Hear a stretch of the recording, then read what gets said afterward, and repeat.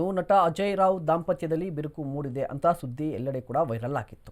ಆದರೆ ಇದೀಗ ನಟ ಅಜಯ್ ರಾವ್ ದಂಪತಿ ಮತ್ತೆ ಒಂದಾಗುವ ಸಾಧ್ಯತೆಗಳು ದಟ್ಟವಾಗಿ ಕಾಣಿಸ್ತಾ ಇದೆ. ಇನ್ನು ಇದೇ ವಿಚಾರಕ್ಕೆ ಸಂಬಂಧಪಟ್ಟಂತೆ ಅಜಯ್ ರಾವ್ ಅವರ ಪತ್ನಿ ಸ್ವಪ್ನ ಅವರು ಸ್ಪಷ್ಟೀಕರಣ ಕೊಟ್ಟಿದ್ದಾರೆ. ಸೋಷಿಯಲ್ ಮೀಡಿಯಾದಲ್ಲಿ ಒಂದು ಪೋಸ್ಟನ್ನು ಹಾಕ್ಕೊಂಡಿದ್ದಾರೆ. ತಾಯಿಯಾಗಿ ನನ್ನ ಮಗಳಿಗೆ ಧೈರ್ಯವನ್ನು ತುಂಬ್ತೀರಿ.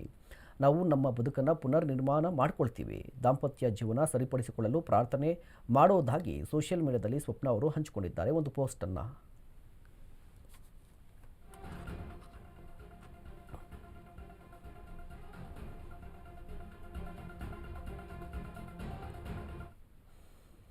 ಮತ್ತೊಂದು ಕಡೆ ನಟ ಅನಿರುದ್ಧ್ ವಿರುದ್ಧ ವಿಷ್ಣು ಸೇನಾ ಅಭಿಮಾನಿಗಳು ಆಕ್ರೋಶವನ್ನು ಹೊರಹಾಕ್ತಾ ಇದ್ದಾರೆ. ಅಭಿಮಾನ ಸ್ಟುಡಿಯೋದಲ್ಲಿದ್ದಂಥ ವಿಷ್ಣು ಸಮಾಧಿ ನೆಲಸಮವಾಗಿದೆ. ವಿಷ್ಣುವರ್ಧನ್ ಅಭಿಮಾನಿಗಳ ಜೊತೆ ಅನಿರುದ್ಧ್ ಮೀಟಿಂಗನ್ನು ಮಾಡ್ತಾ ಇದ್ರು. ಈ ಸಂದರ್ಭದಲ್ಲಿ ಆಕ್ರೋಶ ಕೂಡ ವ್ಯಕ್ತವಾಗಿದೆ. ಜಯನಗರ ನಿವಾಸದಲ್ಲಿ ನಡೀತಾ ಇದ್ದಂತಹ ಸಭೆ ಇದು. ವಿಷ್ಣುವರ್ಧನ್ ಕುಟುಂಬ ಮತ್ತು ಅಭಿಮಾನಿಗಳ ನಡುವೆ ಚರ್ಚೆ ಆರಂಭವಾಗಿದೆ. ಮಾತುಕತೆಯ ಸಂದರ್ಭದಲ್ಲಿ ಅನಿರುದ್ಧ್ ವಿರುದ್ಧ ಅಭಿಮಾನಿಗಳು ಆಕ್ರೋಶವನ್ನು ಹೊರಹಾಕಿದ್ದಾರೆ. ಜೊತೆಗೆ ನಿವಾಸದ ಎದುರು ದೊಡ್ಡ ಹೈಡ್ರಾಮಾ ಕೂಡ ನಡೆದಿದೆ.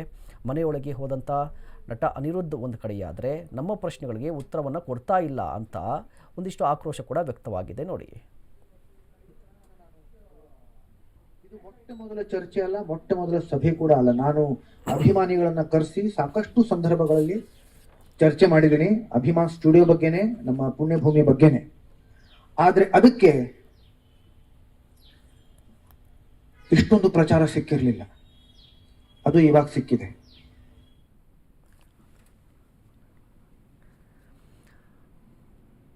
ಇನ್ನು ಇದೇ ವಿಚಾರಕ್ಕೆ ಸಂಬಂಧಪಟ್ಟಂತೆ ಬೆಂಗಳೂರಲ್ಲಿ ವಿಷ್ಣುವರ್ಧನ್ ಅಳಿಯ ಅನಿರುದ್ಧ್ ಕೂಡ ಹೇಳಿಕೆಯನ್ನು ಕೊಟ್ಟಿದ್ದಾರೆ. ಚಾಮರಾಜಪೇಟೆ ರುದ್ರಭೂಮಿಯಲ್ಲಿ ಅಂತ್ಯಕ್ರಿಯೆಗೆ ಪ್ಲಾನ್ ಮಾಡಲಾಗಿತ್ತು. ಆದರೆ ಕುಮಾರಸ್ವಾಮಿಯವರು ಅಲ್ಲಿ ಬೇಡ ಅಂತ ಹೇಳಿದ್ರು.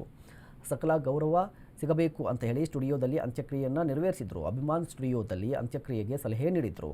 ಅಂತ್ಯಕ್ರಿಯೆ ಮಾಡಿದ ಕೆಲ ದಿನಗಳ ಬಳಿಕ ಕೋರ್ಟ್ನಲ್ಲಿ ಕೇಸ್ ಆಗಿತ್ತು. ಗೀತಾ ಬಾಲಿ ಅವರು 10 ಎಕರೆ ಜಾಗದ ಮೇಲೆ ಕೇಸ್ ಹಾಕಿದರು. ವಿಷ್ಣುವರ್ಧನ್ ಟ್ರಸ್ಟ್ ಅಭಿವೃದ್ಧಿಗೆ ಸರ್ಕಾರ 10 ಕೋಟಿ ರೂಪಾಯಿಯನ್ನು ಕೊಟ್ಟಿತ್ತು. ನಾನು ಅಮ್ಮ ಇಬ್ಬರೂ ಕೂಡ ಸೇರಿ ಟ್ರಸ್ಟ್ನಲ್ಲಿ ಇದ್ದೇವೆ ಅಂತ ಅನಿರುದ್ಧ್ ಹೇಳಿಕೆಯನ್ನು ಕೊಟ್ಟಿದ್ದಾರೆ. ಗೀತಾ ಬಾಲಿ ಅವರನ್ನು ಸಾಕಷ್ಟು ಬಾರಿ ಕೇಳಿಕೊಂಡಿದ್ದೇವೆ, ಆದರೆ ಜಾಗದ ಸಮಸ್ಯೆ ಬಗೆಹರಿದಿರಲಿಲ್ಲ ಅಂತ ಅನಿರುದ್ಧ್ ಹೇಳಿಕೆಯನ್ನು ಕೊಟ್ಟಿದ್ದಾರೆ. ಮಂಟಪದ ಕೆಳಗೆ ಏನೂ ಇರಲಿಲ್ಲ, ಅವರಿಗೆ ಅಗ್ನಿಸ್ಪರ್ಶ ಆಗಿತ್ತು. 2 ವರ್ಷ ಕಾದರೂ ಕೂಡ ಸಮಸ್ಯೆ ಬಗೆಹರಿದಿರಲಿಲ್ಲ ಅಂತ ಗೊತ್ತಾಯಿತು. ಒಂದು ಚೊಂಬಲ್ಲಿ ಅಸ್ಥಿ ತುಂಬಿಕೊಂಡು ಮಿಕ್ಕಿದ್ದನ್ನು ನದಿಗೆ ಬಿಡಲಾಯಿತು. ಆ ಅಸ್ಥಿ ಈಗ ಮೈಸೂರಿನ ಸ್ಮಾರಕದ ಬಳಿ ಇದೆ ಅಂತ ಹೇಳಿಕೆಯನ್ನು ಕೊಟ್ಟಿದ್ದಾರೆ.